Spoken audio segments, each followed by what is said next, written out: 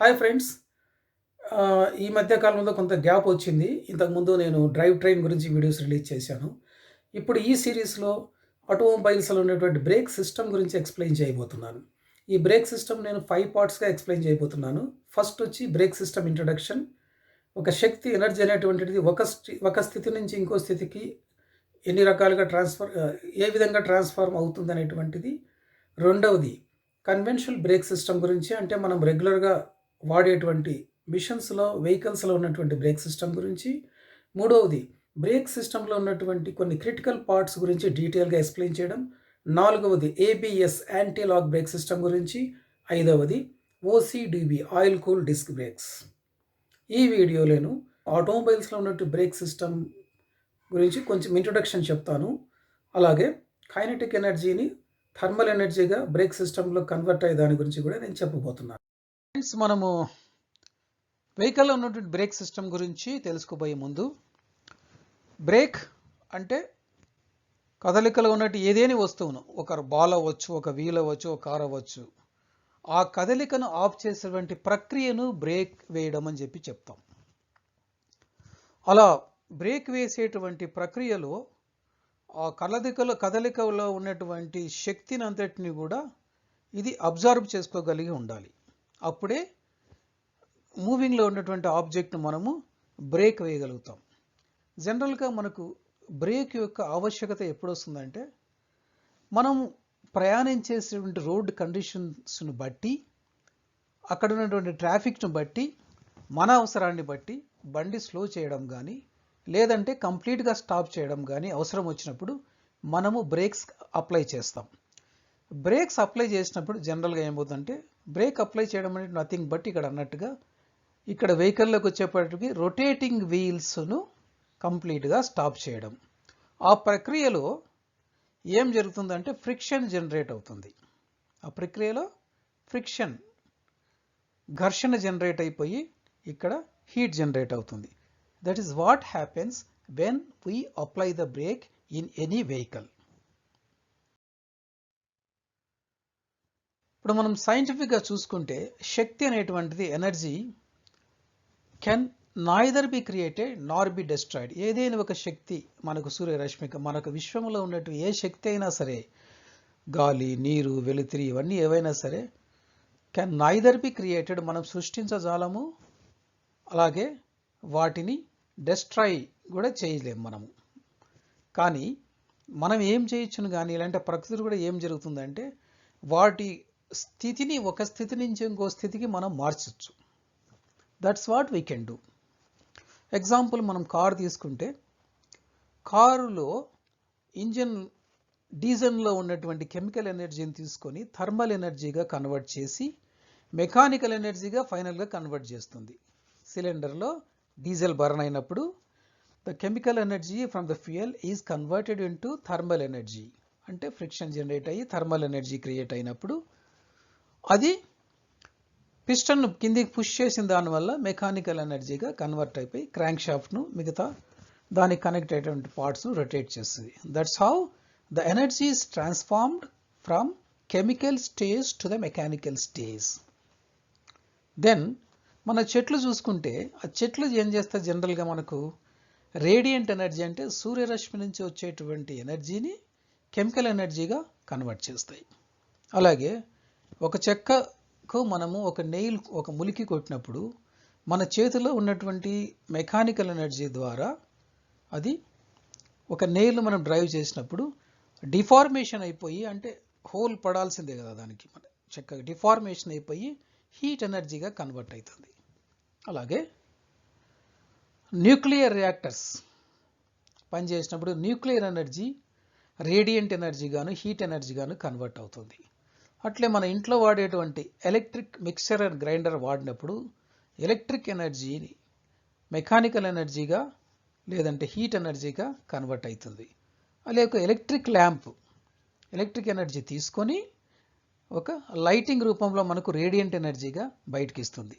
So మనం అర్థం చేసుకోవాల్సింది ఏంటంటే, శక్తి అనేటువంటిది ఒకరు సృష్టింపజాలరు, ఒకరు దాన్ని పోగొట్టను జాలరు. కాకపోతే ఒక స్టేట్ నుంచి ఇంకొక స్టేట్కు మనం మార్చవచ్చు.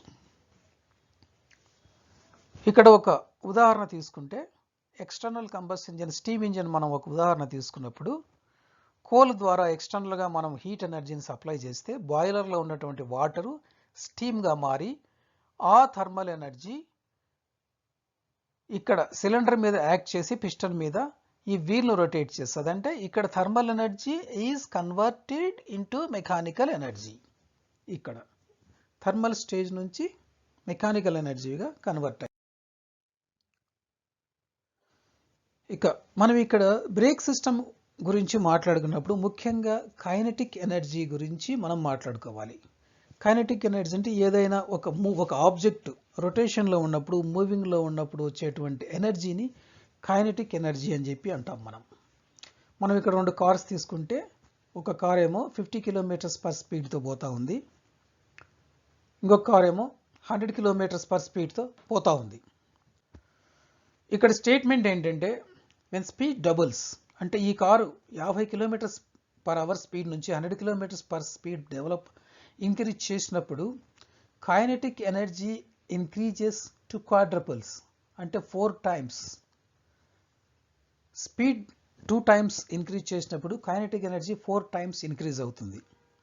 ఎలాగా అని మనం చూసుకుంటే let us see these 3 examples A, B, C. First ఎగ్జాంపుల్లో car weight, car mass 1000 kgs అనుకొని అది ప్రయాణించే స్పీడ్ 50 కిలోమీటర్లు పర్ అవర్ అంటే దాన్ని మనం మీటర్స్ పర్ సెకండ్ కన్వర్ట్ చేసుకుంటే 13.8 మీటర్స్ పర్ సెకండ్ అవుతుంది. Kinetic energy formula ½ mv², ½ is standard, m mass అంటే 1000 kgs, speed velocity 13.8 into 13.8 which comes to 95,220 joules. ఎనర్జీని మనం ఇక్కడ జోల్స్గా మనం యూనిట్స్ చెప్పుకోవాలి. సెకండ్ కేసులో ఈ 50 కిలోమీటర్ స్పీడ్ అలాగే ఉంచి ఈ మాస్ మనం పెంచుదాం. అంటే ఇందులో ఒక 5-6 మెంబర్స్ ప్యాసింజర్స్ కూర్చోబెట్టడం కానీ, లేదంటే అడిషనల్గా లోడ్ వేసేసి ఈ 1000 kgs ఉన్నదాన్ని 2000 kgs చేద్దాం, అంటే డబుల్ చేద్దాం. దాన్ని డబుల్ చేసినప్పుడు ఎంత వస్తుందంటే required kinetic energy half, mass is doubled here 2000 kgs, velocity being same as in first case 13.8, total గా మనం మల్టిప్లై చేసుకుంటే 1,90,440 joules. అంటే ఎగ్జాక్ట్ గా ఫస్ట్ కేస్ కంటే సెకండ్ కేసులో డబుల్ అయింది. ఫస్ట్ కేస్ కంటే సెకండ్ కేసులో మాస్ డబుల్ అయింది, స్పీడ్ అలాగే ఉంది. అంటే మాస్ డబుల్ అయినప్పుడు ద రిక్వైర్డ్ కైనెటిక్ ఎనర్జీ కూడా డబుల్ అయిపోయింది. కానీ మనం వెలాసిటీ డబుల్ చేస్తున్నాం. ఇక్కడ దీన్ని యాజ్ ఇట్ ఈస్గా 1000 కిలోగ్రామ్స్ మాస్కే తీసుకొని వచ్చి 50 కిలోమీటర్స్ నుంచి 100 కిలోమీటర్స్ స్పీడ్ పెంచినప్పుడు మనం క్యాలిక్యులేట్ చేద్దాం.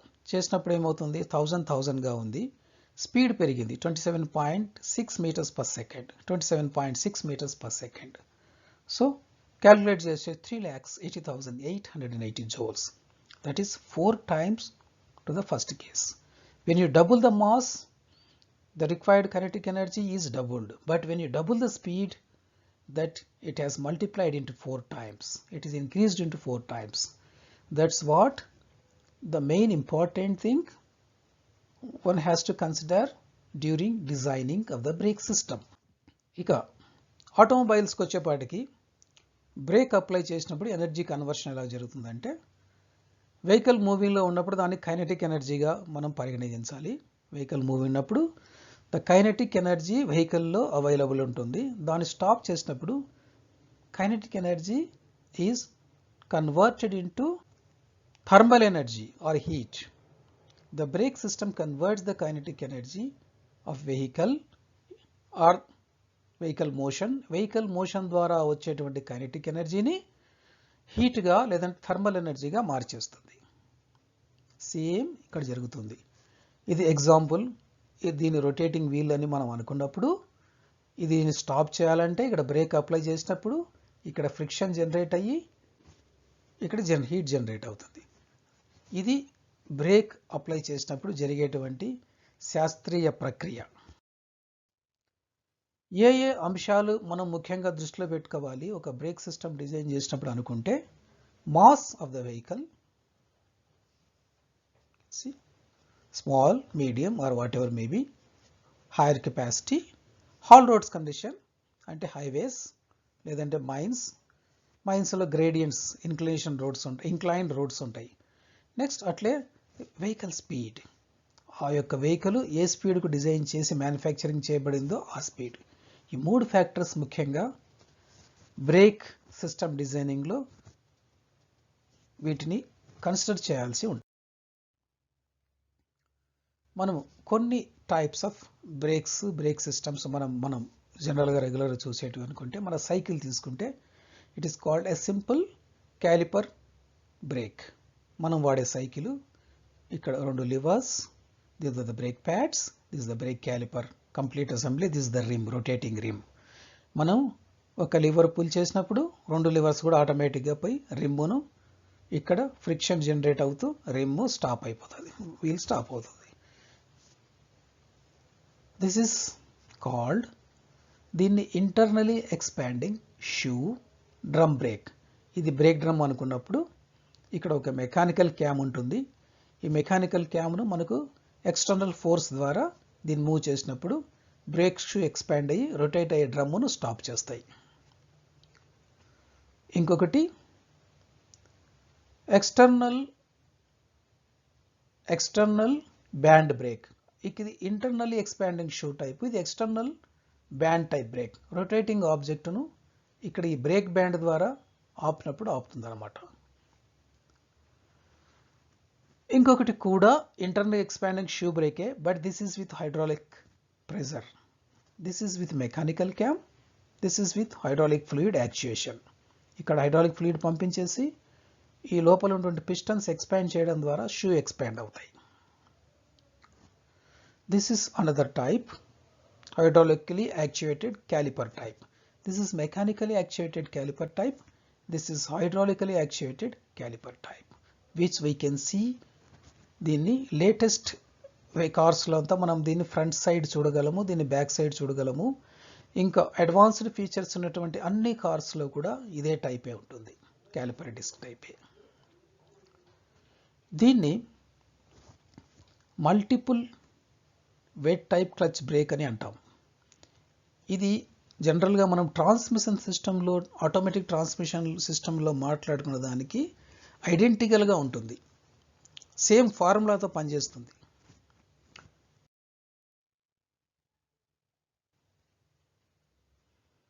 ఇక సింపుల్గా మనం బ్రీఫ్గా బ్రేక్లో ఏమేమి పార్ట్స్ ఉంటాయనేటివి చూసుకుంటే, ఇది ఇంటర్నల్లీ ఎక్స్పాండింగ్ షూ టైప్లో అయితే క్యాస్ట్ ఐరన్తో తయారు చేసినటువంటి ఒక బ్రేక్ డ్రమ్ము అటాచ్డ్ వీల్కి అటాచ్మెంట్ చేయబడి ఉంటుంది. ఇవేమో బ్రేక్ షూ, ఈ పైన ఉన్నట్టువేమో friction pads or brake lining, ఇదేమో వీల్ సిలిండర్, ఇదేమో షూ. ఓకే, ఇంకా వేరే పార్ట్స్. ఇదేమో క్యాలిపర్ టైప్ డిస్క్ బ్రేక్, ఇది brake rotor or disc made with cast iron. This is caliper assembly, దీని లోపల ఉన్నటువంటివి brake pads or friction material, వాటిని బయటికి తీస్తే ఈ విధంగా ఉంటాయి. ఇది ఫ్రిక్షన్ మెటీరియల్, ఇది ఇక్కడ ఫ్రిక్షన్ మెటీరియల్. ఓకే, ఇది బ్యాండ్ బ్రేక్, ఎక్స్టర్నల్ డ్రమ్ము మీద బ్యాండ్ బ్రేక్, ఇది బ్రేక్ బ్యాండ్, ఇదేమో రొటేటింగ్ డ్రమ్ము. బ్రేక్ బ్యాండ్ చూసుకుంటే మనకి ఈ విధంగా ఉంటుంది. ఇది asbestos belt, that is brake lining. ఇది multiple type, multiple clutch, multiple wet clutch brake. ఇది సింపుల్ బ్రేక్ సర్క్యూట్ మనం చూస్తే ఒక మాస్టర్ సిలిండర్, దానిపైన ఫ్లూయిడ్ రిజర్వాయర్, బ్రేక్ పెడల్, ఇవన్నీ బ్రేక్ లైన్స్. ఇదేమో ఎక్స్పాండింగ్ టైప్ బ్రేక్ షూ, ఇదేమో క్యాలిపర్ డిస్క్ బ్రేక్స్, ఇవి. సో ఇక్కడ మనం ప్రెషర్ అప్లై చేసినప్పుడు, మెకానికల్ ప్రెషర్ అప్లై చేసినప్పుడు, ఈ మాస్టర్ సిలిండర్ అంటే it is a kind of hydraulic pump. ఇక్కడ నుంచి హైడ్రాలిక్ ఆయిల్ పంప్ చేసి పైప్ లైన్స్ ద్వారా వెళ్ళేసి ఇక్కడ డిస్క్ను, తర్వాత ఇక్కడ ఉన్నటువంటి వీల్ సిలిండర్స్ని ఎక్స్పాండ్ చేసి బ్రేక్స్ ఎక్స్పాండ్ అవుతాయి. జరుగుతాయో ఒక చిన్న ఎగ్జాంపుల్ మీరు యానిమేషన్ చూద్దాం. ఇక్కడ బ్రేక్ పెడల్ నొక్కినప్పుడు ఫ్లూయిడ్ ఇక్కడ నుంచి పుష్ చేయబడి ఈ ఫ్లూయిడ్ ప్రెషర్ ఇక్కడ యాక్ట్ చేసేసి ఇక్కడ వాల్యూమ్ పెరిగినప్పుడు, ఎందుకంటే ఫ్లూయిడ్ కెనాట్ బి కంప్రెస్డ్, దీని వాల్యూమ్ ఇంక్రీజ్ అయినప్పుడు ఈ పిస్టన్ ఇటువైపు మూవ్ అయినప్పుడు ఇవి బ్రేక్ షూను ఎక్స్పాండ్ చేసి ఈ డ్రమ్ముకు బ్రేక్ చేసేట్టుగా యాక్ట్ చేస్తాయి. The moment we release the pressure, ఇక్కడ నుంచి ప్రెజర్ రిలీజ్ చేసిన వెంటనే దీనికి ఉన్నటువంటి రిటర్న్ స్ప్రింగ్ ద్వారా యాక్ట్ చేసి ఫ్లూయిడ్ అంతా కూడా రిటర్న్ అయిపోయి రిజర్వాయర్లోకి పోతుంది. This is a simple schematic how ఈ బ్రేక్ షూ వర్క్స్. మనం రాబోయే వీడియోలో ఒక పర్టికులర్ బ్రేక్ సిస్టమ్ గురించి క్షుణ్ణంగా తెలుసుకుందాం. జనరల్గా మనము సాధారణంగా వాడేటువంటి వెహికల్స్లో మెజారిటీ వెహికల్స్లో ఉన్నటువంటి కన్వెన్షనల్ బ్రేక్ సిస్టము, అందులో ఉన్నటువంటి వివిధ రకాలైనటువంటి పార్ట్స్ గురించి మనము క్షుణ్ణంగా తెలుసుకుందాం. ఈ వీడియోతో పాటు 2 పేజెస్ నోట్స్ కూడా ఉంది, దయచేసి చదవండి. మీకు ఏదైనా సందేహాలు ఉంటే నన్ను ఈమెయిల్ ద్వారా సంప్రదించండి.